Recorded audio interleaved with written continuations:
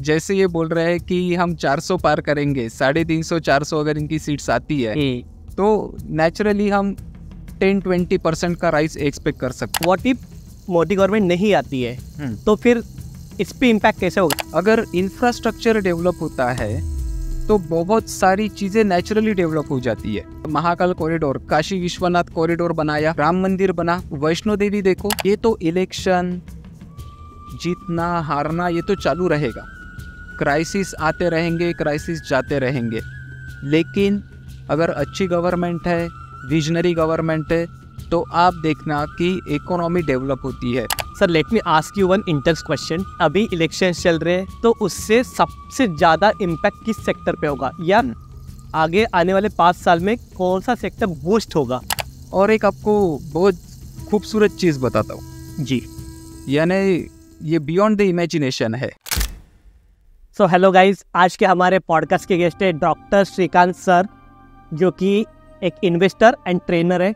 MBA finance उन्होंने किया है एंड अप्लाइड फाइनेंस में उन्होंने PhD करी है। 16 ईयर्स का उनको एक्सपीरियंस है, तो आप सोच सकते हो कि कितना वैल्यूएबल पॉडकास्ट हो सकता है। एंड आजकल इलेक्शंस चल रहे हैं, BJP वर्सेस कांग्रेस लोग बात करते हैं, इलेक्शन की वजह से क्या क्या चीज़ें इम्पैक्ट होती है उसके बारे में बात करते हैं। सो इस इलेक्शन से किन किन सेक्टर्स पे इम्पैक्ट होगा, किन किन सेक्टर्स में बूस्ट मिलेगी, इसके बारे में स्पेशली बात हुई है। एंड स्पेसिफिक जो सेक्टर्स इम्प्रूव हो सकते हैं एंड गवर्नमेंट के आने की वजह से जो रैली हो सकती है उसके बारे में बात हुई है, कुछ टेक्निकल टर्म्स के बारे में बात हुई है। सो आज का पॉडकास्ट एक थोड़ा सा इंटेंस है, इलेक्शन के पर्सपेक्टिव से आज के पॉडकास्ट में बात हुई है। सो इसको बैठ के देखिए, जानिए, अपने पर्सपेक्टिव देखिए एंड फिर किसी मार्केट में, किसी सेक्टर में इन्वेस्ट कीजिए। सो आज के पॉडकास्ट को ज़रूर कंज्यूम करें। That's it for today's introduction. Please welcome doctor Shrikant sir, is on the show. Sir show पर आपका बहुत स्वागत है। ये स्पेशली ऐसा टॉपिक है ना, इलेक्शन के दौरान स्पेशली इलेक्शन से बहुत ज़्यादा इम्पैक्ट होता है मार्केट पे, इन्वेस्टर्स पे, तो उसके रिलेटेड डिस्कशन करना है एंड वो काफ़ी रिलेवेंट टॉपिक है आज के ज़माने में, अभी के टाइम पे, ऐसे मेरे को लगता है। So I am very happy, I am very curious to learn from you. But उसके पहले आप कैसे हो? मैं बहुत अच्छा हूँ, थैंक यू रूपम। और आजकल तो इलेक्शन चल रहा है और बहुत हॉट टॉपिक है बहुत ज़्यादा हॉट टॉपिक। मुझे हर जगह से क्वेरीज आ रही है। सो मैं भी बहुत ज़्यादा अभी क्यूरियस हूँ कि मेरा जो नॉलेज है वो आपके साथ में शेयर करूँ जी, और होप करते हैं कि इस पॉडकास्ट से हमारे जितने भी इन्वेस्टर्स है, रिटेलर्स है, सबको फ़ायदा हो। बिल्कुल बिल्कुल, आपके नॉलेज से तो फ़ायदा होगा सर। ओके, सो बेसिकली इस कन्वर्सेशन को स्टार्ट करने से पहले ना मेरा एक डाउट है कि नॉर्मली लोगों का भी हो सकता है कि अभी इलेक्शंस चल रहे हैं, हॉट टॉपिक है, तो FIs और DIs कैसी गवर्नमेंट चाहती है, या कोई भी इन्वेस्टर कैसी गवर्नमेंट चाहती है? बेसिकली FIs रहे, DIs रहे या कोई भी रिटेल इन्वेस्टर रहे, उनको मेजॉरिटी वाली गवर्नमेंट चाहिए। ओके, उनको कोलिजन वाली गवर्नमेंट कभी नहीं चाहिए। क्यों? इसका रीज़न है कि अगर स्ट्रॉन्ग गवर्नमेंट होती है, मेजॉरिटी वाली गवर्नमेंट होती है, तो वो बहुत फास्टली इकोनॉमिक रिफॉर्म्स कर सकती है, टैक्स रिफॉर्म्स कर सकती है, डेवलपमेंट स्कीम्स ला सकती है और बहुत फास्टली डिसिसिव पावर के साथ में वो आगे बढ़ सकते हैं। इमेजिन करो कि अगर कोलिजन गवर्नमेंट आती है और हर साल एक नया प्रधानमंत्री आपके सामने आता है तो वो कैसे डिसीजन ले पाएगा? मैं आपको यहाँ पे स्लाइटली छोटा सा एग्जांपल देता हूँ जी, कि जिसका इम्पैक्ट बहुत बड़ा है। मोदी जी ने यहाँ पे GST का इम्प्लीमेंटेशन किया, कि जो कितने सालों से पेंडिंग था। आज GST का कलेक्शन 2 लाख करोड़ को क्रॉस कर चुका है। ओके, तो ये जो पैसा है इससे ही डेवलपमेंट होता है। अगर कोलिजन वाली गवर्नमेंट रही तो कुछ दल उसको सपोर्ट करेंगे, कुछ दल उसको सपोर्ट नहीं करेंगे।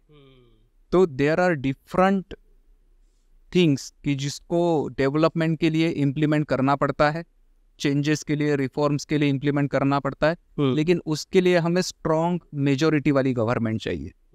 ओके, सो सर रिफॉर्म्स क्या होते हैं? रिफॉर्म्स की आपने बात करी, बट उसके पहले एक मेरा क्वेश्चन है कि FIs और DIs आपने बताया, बट उसके बारे में शॉर्ट इन्फॉर्मेशन दे दीजिए कि FIs और DIs क्या होते हैं।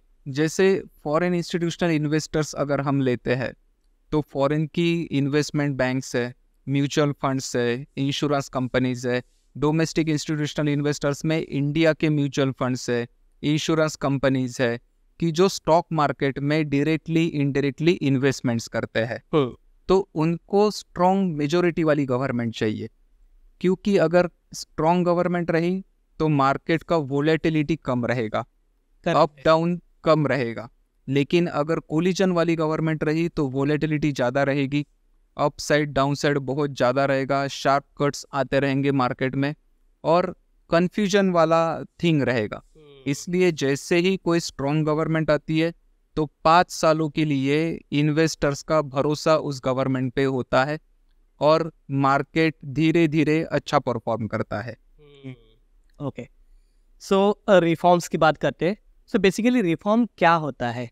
रिफॉर्म यानी देखिए, हम 1947 से हमारे यहाँ पे अलग अलग रूल्स है, रेगुलेशंस है, लीगल चीज़ें है, लॉज है, उसमें आपको with respect to time change करना पड़ता है। ठीक है, जैसे ही रिफॉर्म्स आएंगे with respect to time it will lead to the development of an economy. जैसे हमने देखा कि 1991 में जो रिफॉर्म्स आए, लिबरलाइजेशन हुआ, प्राइवेटाइजेशन हुआ, ग्लोबलाइजेशन हुआ, उसके बाद में 360 डिग्री से हमारे इंडिया की इकोनॉमी चेंज हो गई। पहले जो टैक्स रूल्स थे वो अभी चेंज हो गए, अभी GST आ गया है। अभी जो हम पर्सनल टैक्स के लिए बात अगर करते हैं तो पहले पुरानी आपकी IT स्कीम थी इनकम टैक्स की, अभी नई स्कीम, नया रेजिम आ गया है। तो these are the reforms. Okay sir, अभी इलेक्शन चल रहे हैं, हॉट टॉपिक चल रहा है, बट इस इलेक्शन का मार्केट पे कितना बड़ा इम्पैक्ट होता है? इलेक्शन का इम्पैक्ट बहुत बड़ा होता है मार्केट के ऊपर, क्योंकि मार्केट के कुछ एक्सपेक्टेशंस रहते हैं। मार्केट को पता रहता है कि अगर XYZ गवर्नमेंट आएगी तो कौन से रिफॉर्म्स होंगे, कौन से चेंजेस होंगे। जैसे हमने देखा कि 2007-8 में लेमन ब्रदर्स क्राइसिस की वजह से, सब प्राइम क्राइसिस की वजह से US में रिसेशन था, उसका इम्पैक्ट इंडियन इकोनॉमी के ऊपर बहुत ज़्यादा गिरा, वर्ल्ड इकोनॉमी के ऊपर बहुत ज़्यादा गिरा। लेकिन जैसे ही 2009 में इलेक्शंस हुए और गवर्नमेंट फॉर्म हुई तो मार्केट ने अपने जितने भी लॉसेस थे पूरे रिकवर कर दिए within a week. Okay, उसके बाद में मार्केट बहुत अच्छा बढ़ा। 2014 में ऑलरेडी ये डिस्काउंटेड था कि मोदी जी आ रहे हैं, 2019 में भी ऑलरेडी डिस्काउंटेड था, तो पहले से ही मार्केट अप होना चालू हो गया। अभी अगर हम देखते हैं रिसेंट एग्जांपल कि अक्टूबर महीने में जो विधानसभा के इलेक्शंस हुए, MP में हुए, छत्तीसगढ़ में हुए, राजस्थान में हुए, वहाँ से जो आउटकम आया कि वहाँ पे BJP ने क्लीन स्वीप कर दिया। हाँ, और वहाँ पे एक यू टर्न लिया मार्केट ने। मार्केट को पता चल गया कि अभी लोकसभा में भी BJP आ सकती है और 18,000 से निफ्टी अभी ऑलमोस्ट 23,000 हो गया है। बाप। तो ये बहुत बड़ा इम्पैक्ट होता है कि अगर मार्केट को ये आशा है कि अच्छी गवर्नमेंट फॉर्म होने वाली है, स्ट्रॉन्ग और मेजोरिटी वाली गवर्नमेंट फॉर्म होने वाली है।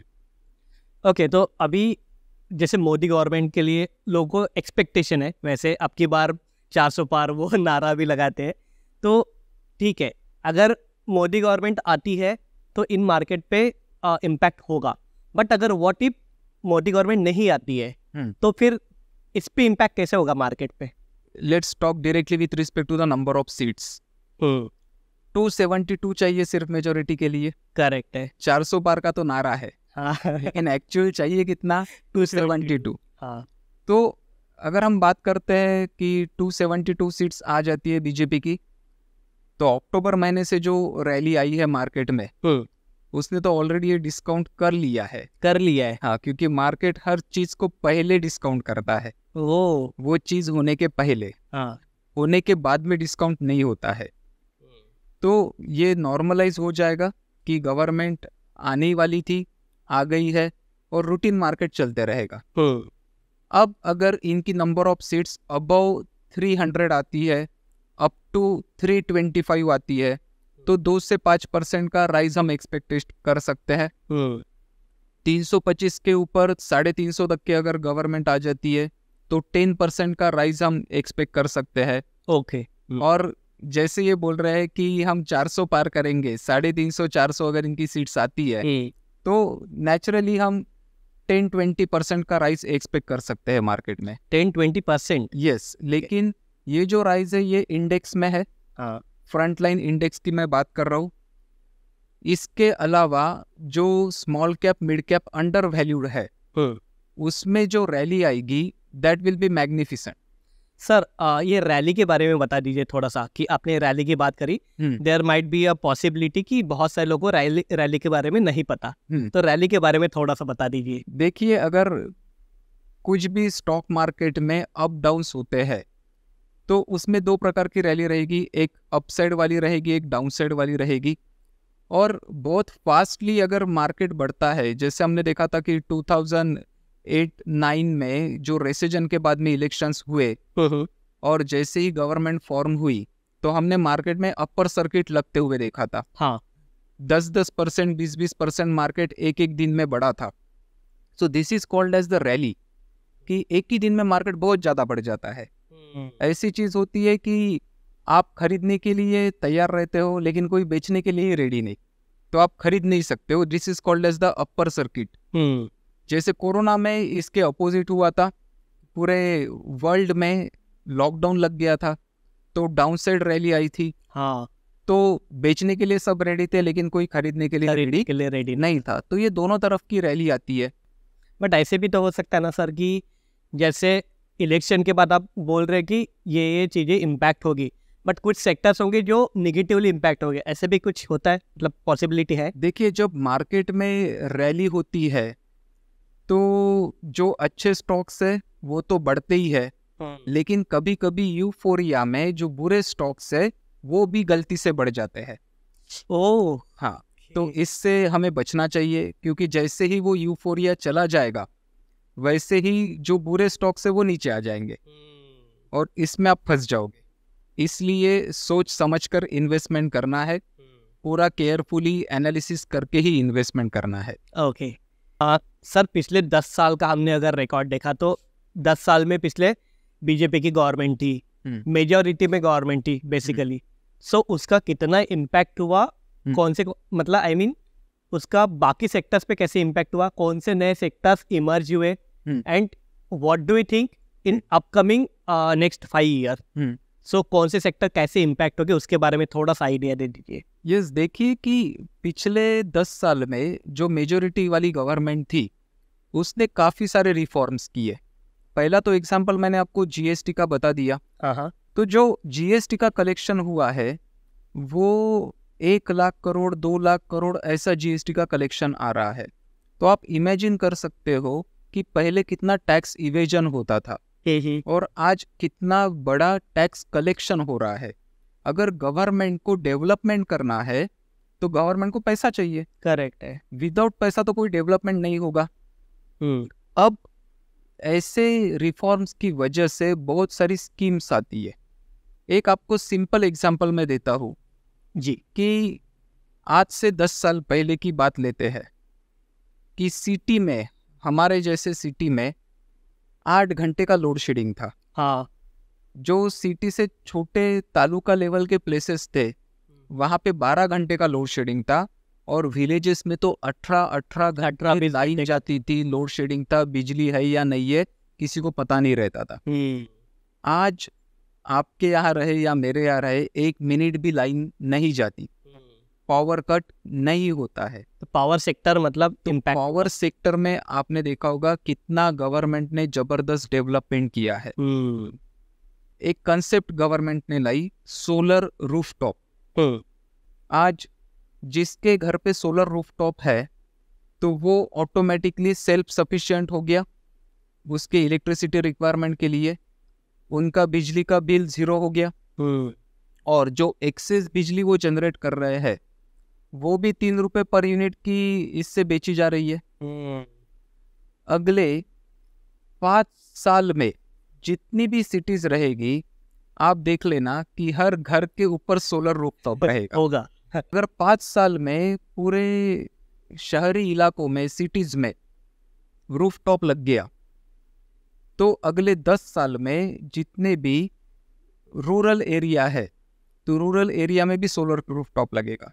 मतलब पावर सेक्टर में काफी ज्यादा बूस्ट आने वाला है बेसिकली। रिन्यूएबल्स में, पावर सेक्टर में बहुत बूस्ट रहेगा।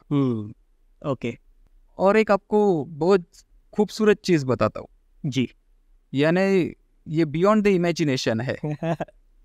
10 साल पहले ऐसी कंडीशन थी कि हम हमारे डिफेंस प्रोक्यूरमेंट के लिए पूरे वेस्टर्न कंट्रीज के ऊपर डिपेंड थे। हम वहाँ से इंपोर्ट करते थे। आज ऐसी कंडीशन है कि हम डिफेंस सेक्टर में आत्मनिर्भर हो गए हैं।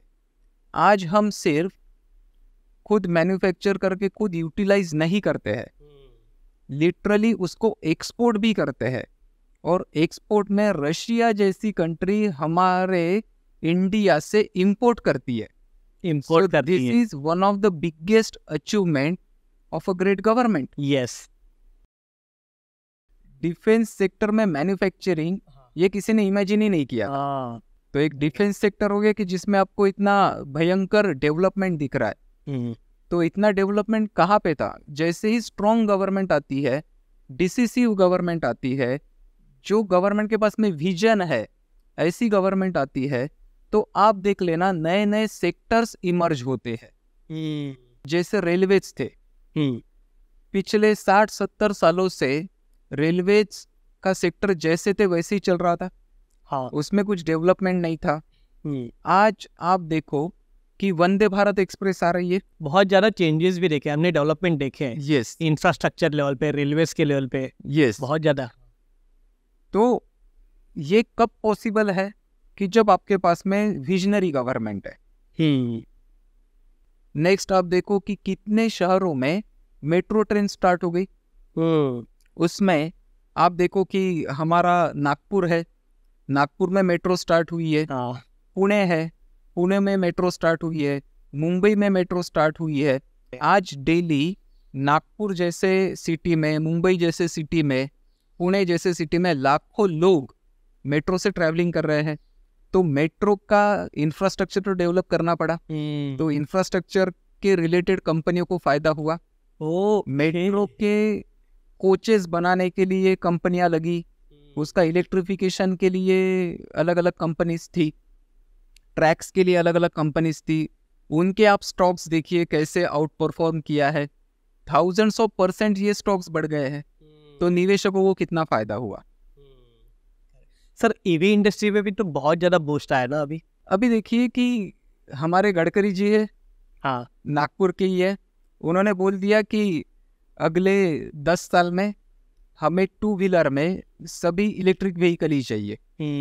कंपनियों ने इतने तेजी से इलेक्ट्रिक व्हीकल टेक्नोलॉजी को डेवलप करना स्टार्ट किया कि आज 100 में से 60 से 70 जो 2 व्हीलर है वो सिर्फ और सिर्फ ईवी बेचे जा रहे हैं, इलेक्ट्रिक व्हीकल बेचे जा रहे हैं। तो इससे आप मुझे बताइए कि इंडिया का पेट्रोल बच रहा है या नहीं बच रहा है? बच रहा है।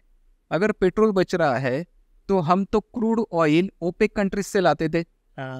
तो हमारा जो पैसा ओपेक कंट्रीज में जा रहा था वो बच रहा है या नहीं बच रहा है? बच रहा है, बिल्कुल। हाँ, आज ईवी में आप एक बार चार्ज कर लो तो वो 100-150 किलोमीटर चले जाती है। तो लोगों का पैसा बच रहा है या नहीं बच रहा है? बच रहा है बेस। अगर आपने सोलर रूफटॉप लगा दिया है और ईवी का चार्जिंग कर रहे हो तो आपको तो फ्री में पूरा ट्रैवलिंग आपका हो रहा है 2 व्हीलर से। और ये इम्पैक्ट किसको कर रहा है? मिडिल क्लास को कर रहा है, अपर मिडिल क्लास को कर रहा है। तो आपका पेट्रोल का तो पूरा पैसा बच रहा है। So these are called as the reforms, these are called as the development schemes. और ये बहुत मैसिवली इम्पैक्ट करता है मिडिल क्लास के ऊपर, अपर मिडिल क्लास के ऊपर। इवन मैं बोलूँगा कि जो छोटे छोटे व्यापारी है जिनका ट्रैवलिंग बहुत ज़्यादा होता है उनके ऊपर भी। और डायरेक्टली इनडायरेक्टली गवर्नमेंट का पैसा बचता है। तो वो बाकी डेवलपमेंट में वो यूटिलाइज होगा। दैट्स वाई इतना ज़्यादा इंफ्रास्ट्रक्चर लेवल पे, बाकी चीज़ों पे इतना ज़्यादा डेवलपमेंट हुआ है। इसी वजह से आप बोल रहे हो? यस। अगर इंफ्रास्ट्रक्चर डेवलप होता है तो बहुत सारी चीजें नेचुरली डेवलप हो जाती है। समझाइए थोड़ा सा। यस, जैसे देखिए आप कि जब रास्ते नहीं होंगे तो आप एक गांव से दूसरे गांव जाने के लिए आपको दिक्कत होगी, ज्यादा टाइम लगेगा, और बहुत बार आप लेजीनेस में आ जाओगे कि यार रास्ता खराब है, मैं नहीं जाऊंगा। आज आपको बताता हूँ कि आप कश्मीर से लेके कन्याकुमारी तक के कहीं पे भी जाइए, बहुत बड़े बड़े नेशनल हाईवेज 4 लेन 6 लेन डेवलप हुए हैं। मोदी जी ने नया एक कंसेप्ट लाया, पिलग्रिमेज टूरिज्म, यानी जो आपकी धार्मिक यात्राएं है वो बहुत इजी हो गई। आज आप देखोगे कि जो एमपी में बाबा महाकाल है, उसमें पिछले साल 2023 में 11 करोड़ से ज्यादा पिलग्रिमेज आए हैं। बाप रे! ये क्यों आए? इसका रीजन कि वहां पे महाकाल कॉरिडोर का डेवलपमेंट हुआ, वहां पे जो कनेक्टिविटी है, रोड की कनेक्टिविटी वो जबरदस्त बनाई, स्मूथ रोड्स बनाए, तो इसकी वजह से होटल इंडस्ट्री डेवलप हुई वहां की, या नहीं हुई? बिल्कुल। वहां पे जो ऑटो रिक्शाज है, टैक्सी है, कैब है, उनको रोजगार प्राप्त हुआ या नहीं हुआ? करेक्ट, हाँ। मतलब डेवलपमेंट जो सेक्टर है, डेवलपमेंट वाले जो सेक्टर है, वो और ज्यादा बूस्ट हो गए क्योंकि उसी से बाकी की डेवलपमेंट होगी, डिपेंडेंसी है। यस, यहाँ पे तो मैंने आपको एग्जांपल सिर्फ अभी दिया था महाकाल कॉरिडोर का। हाँ, काशी विश्वनाथ कॉरिडोर बनाया, हाँ, वहां पे भी सेम कंडीशन है। अभी राम मंदिर बना, वहां पे डेली लाखों लोग जा रहे हैं दर्शन करने के लिए। करेक्ट। आप वैष्णो देवी देखो, वहां पे भी लाखों लोग जा रहे हैं, तिरुपति में भी लाखों लोग जा रहे हैं। तो ये जो है ये पूरा टूरिज्म डेवलपमेंट है। इसकी वजह से एविएशन को फायदा हुआ, इसकी वजह से आपका जो होटल इंडस्ट्री है, हॉस्पिटैलिटी इंडस्ट्री है, इसको फायदा हुआ। ये क्यों हुआ? क्योंकि इंफ्रास्ट्रक्चर डेवलप हुआ। अब इंफ्रास्ट्रक्चर अगर डेवलप होगा तो मुझे बताइए कि स्टील लगेगा या नहीं लगेगा? लगेगा। सीमेंट लगेगा या नहीं लगेगा? इंजीनियर्स लगेंगे या नहीं लगेंगे? वर्कर्स लगेंगे या नहीं लगेंगे? वहां पे जेसीबी लगेंगे या नहीं लगेंगे? वहां पे आपको ट्रक्स लगेंगे या नहीं लगेंगे? तो साइड बाय साइड ये जो सेक्टर्स है ये भी बूस्ट होते जाते हैं। तो एक सेक्टर के डेवलपमेंट की वजह से 3 से 4 उससे रिलेटेड सेक्टर्स भी डेवलप होते हैं। अगर ऑटो सेक्टर डेवलप हो रहा है तो नेचुरली ऑटो एंसिलरी सेक्टर भी डेवलप होगा। एक सेक्टर पे इम्पैक्ट हो रहा था, उसका बाकी सेक्टर पे इम्पैक्ट हो रहा है, बाकी सेक्टर की वजह से एक सेक्टर पे इम्पैक्ट हो रहा है। राइट, दैट्स व्हाई मार्केट एक साथ बढ़ती है, एक साथ डाउन आती है। दैट्स व्हाई इतना ज्यादा हमें वोलेटिलिटी देखने को मिलती है कभी कभी। Right, okay. अब देखिए कि पिछले साल एक बहुत बड़ा क्राइसिस आया था जिसको हम बोलते हैं रशिया यूक्रेन वार। जैसे ही रशिया यूक्रेन वार हुआ, जो यूरोप पहले से स्ट्रगल कर रहा था with respect to economy, inflation, unemployment, उसके ऊपर और बहुत बड़ी मार गिर गई और पूरा यूरोप में क्राइसिस चालू हो गया। लेकिन इंडिया ये डिपेंड था ओपेक कंट्रीज के ऊपर, वेस्टर्न कंट्रीज के ऊपर, अपने क्रूड ऑयल इंपोर्ट के लिए। लेकिन वहां पे मोदी जी की गवर्नमेंट थी। हाँ, उनके पास में एस जयशंकर जी जैसे फॉरेन मिनिस्टर थे, जी, हरदीप सिंह पुरी जैसे पेट्रोलियम मिनिस्टर थे। हाँ, इन्होंने क्या किया? इन्होंने रशिया से क्रूड ऑयल इंपोर्ट किया, जिस रशिया के ऊपर वेस्टर्न कंट्रीज ने सैंक्शन दे दिया था, बैन कर दिया था कि हम इनसे क्रूड ऑयल इंपोर्ट नहीं करेंगे। उनसे इंडिया के गवर्नमेंट ने डिस्काउंटेड रेट में लिटरली 40% 50% डिस्काउंट पे सिर्फ क्रूड ऑयल इंपोर्ट किया। और वो इतना इंपोर्ट किया कि आज तक के इंडिया के हिस्ट्री में इतना क्रूड ऑयल कभी भी इंपोर्ट नहीं हुआ था। अब आप बोलोगे कि सर जितना रिक्वायरमेंट है, हाँ, उतना भी करना चाहिए। हाँ, लेकिन उससे भी ज्यादा किया। क्यों? क्योंकि हमारे पास में इतने रिफाइनरीज है कि इन्होंने क्या किया, रशिया से कम रेट पे ऑयल को इंपोर्ट किया, क्रूड ऑयल को, उसको रिफाइन किया पेट्रोल डीजल में, रिफाइन करके उसको ही बेचा वेस्टर्न कंट्रीज को और एशियन कंट्रीज। करेक्ट। तो इंपोर्ट भी डिस्काउंट पे हुआ, रिफाइंड हुआ इंडिया में और एक्सपोर्ट हुआ प्रीमियम पे। तो दोनों जगह से इंडियन गवर्नमेंट ने पैसा कमाया। तो क्राइसिस को अपॉर्चुनिटी में कैसे चेंज कर सकते हैं, ये डिपेंड होता है विजनरी गवर्नमेंट के ऊपर। एक अच्छी गवर्नमेंट, उसका ये बेस्ट एग्जांपल है। अभी पिछले 10 साल में ना हर एक क्राइसिस को अपॉर्चुनिटी में कन्वर्ट करने की क्षमता दिखी है। दैट्स व्हाई आज तक का वर्ल्ड का सबसे बड़ा क्राइसिस आपको बताता हूँ, आप गेस कर सकते हो कि दुनिया का सबसे बड़ा क्राइसिस या स्टॉक मार्केट का क्राइसिस कौन सा था? अब भी होके गया है, कोविड। Yes, okay. 2019 में जब कोरोना आया, अब कोरोना में लाखों लोगों का डेथ हुआ फॉरेन में। फॉरेन वाले वेस्टर्न कंट्रीज तो बोल रहे थे कि इंडिया में करोड़ों लोगों का डेथ हो जाएगा, 25 करोड़ लोग मर जाएंगे, लेकिन गवर्नमेंट ने उसको बहुत अच्छी तरीके से हैंडल किया। खुद का इन्होंने वैक्सीन डेवलप किया, सबको फ्री में वैक्सीन दिया। ये बियॉन्ड द इमेजिनेशन है कि आप 125-130 करोड़ लोगों को वैक्सीन दे रहे हो, रिकॉर्ड टाइम में वैक्सीन डेवलप हुआ। कोरोना इंडिया से लिटरली 1-1.5 साल में चला गया, लेकिन अमेरिका में, वेस्टर्न कंट्रीज में, जो डेवलप कंट्रीज है, वहां पे कोरोना अभी भी है। Getting my point?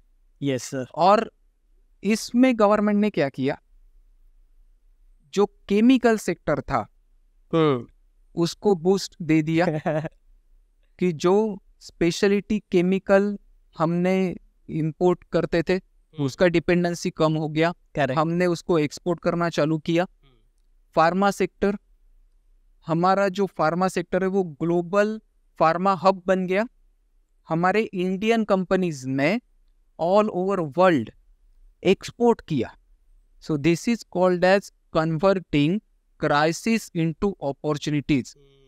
क्राइसिस को आप एक लेवल तक के अवॉइड कर सकते हो, लेकिन 100% अवॉइड नहीं होता है। लेकिन आपके पास में अगर अच्छी गवर्नमेंट है, स्ट्रॉन्ग गवर्नमेंट है, right person at right place है, तो ये क्राइसिस भी बहुत अच्छी लेवल से मैनेज हो सकते हैं और इसमें भी हमें बहुत अच्छे अपॉर्चुनिटीज मिलती है। Okay sir, let me ask you one interest question, direct question basically, कि अभी इलेक्शन चल रहे हैं, अभी कुछ समय बाद रिजल्ट लग जाएगा, तो उससे सबसे ज्यादा इम्पैक्ट किस सेक्टर पे होगा, या आगे आने वाले 5 साल में कौन सा सेक्टर बूस्ट होगा आपके अकॉर्डिंग? अभी जैसे सबसे ज्यादा तो इम्पैक्ट होने वाला है पब्लिक सेक्टर यूनिट्स। ओके। क्योंकि आप देख लीजिए पिछले 5 साल का, 10 साल का डेटा, जो कंपनीज गवर्नमेंट की थी कभी परफॉर्म नहीं कर रही थी। एक ऐसी कंडीशन आ गई थी 10 साल पहले कि सभी गवर्नमेंट की कंपनियां बंद होने के कगार पे थी, लेकिन वो कंपनियों का टर्न अराउंड हो गया। रोड्स का, रेलवे का जो डेवलपमेंट है वो मुझे तो भी लगता है कि सिर्फ 10% ही हुआ है, बस 10% हुआ है। 70 साल से 65 साल से रेलवे में कुछ बहुत ज्यादा डेवलपमेंट नहीं हुआ था, ट्रेडिशनल वे से रेलवे चल रही थी। आज जो डेवलपमेंट, रिनोवेशन गवर्नमेंट का रेलवेज में चालू है, उससे आने वाले 10 साल तक के डेवलपमेंट कम से कम चलते रहेगा। मैं बोल रहा हूँ कम से कम, लेकिन इसका मीनिंग ये नहीं है कि अभी जैसे ही मार्केट ओपन हो जाए आप रेलवे के स्टॉक्स ले लो, नॉट एट ऑल। आपको स्टडी करना है, आपको अच्छे स्टॉक कम कीमत में यानी डिस्काउंट में ही लेना है, क्योंकि जो स्टॉक्स ऑलरेडी 10x 20x हो चुके हैं उनमें रिस्क रिवार्ड रेशो आपके फेवर में नहीं रहेगा। तो आपको रुकना है और देखना है। और अब अगर हम बोलते हैं कि ये स्टॉक्स पूरे बढ़ चुके हैं, अब क्या करना, तो नए सेक्टर के लिए वेट करो। अच्छा, नए सेक्टर्स फिर से इमर्ज होंगे? कैसे इमर्ज होंगे कि मुझे भी नहीं पता था कि डिफेंस में पिछले 5 साल में इतना बूस्ट आएगा। इनफैक्ट डिफेंस ये सेक्टर हमने कभी कंसिडर ही नहीं किया था। करेक्ट। लेकिन डिफेंस के स्टॉक्स ने पिछले 5 साल में क्या जबरदस्त आउट परफॉर्म किया, ये आपको पता है। वैसा ही कोई 1-2 सेक्टर आ जाएगा। रेलवेज, डिफेंस, ये अगर पूरा नहीं लग रहे हैं या ओवर वैल्यूड लग रहे हैं तो रुक जाइए। रुकने के बाद में देखिए कि कौन सा नया सेक्टर इमर्ज हो रहा है, फिर उसमें आप इन्वेस्टमेंट कीजिए। एक आपको छोटा सा सेक्टर बताता हूँ कि जो बहुत बड़ा हो रहा है। आज से 10 साल पहले या इवन 5 साल पहले लोग मैक्सिमम इन्वेस्टमेंट करते थे बैंक एफडी में, हाँ, पोस्ट ऑफिस में। आज सब लोग क्या कर रहे हैं? म्यूचुअल फंड्स में इन्वेस्टमेंट कर रहे हैं। हाँ, म्यूचुअल फंड्स कहाँ पे इन्वेस्टमेंट करता है? स्टॉक मार्केट में करता है।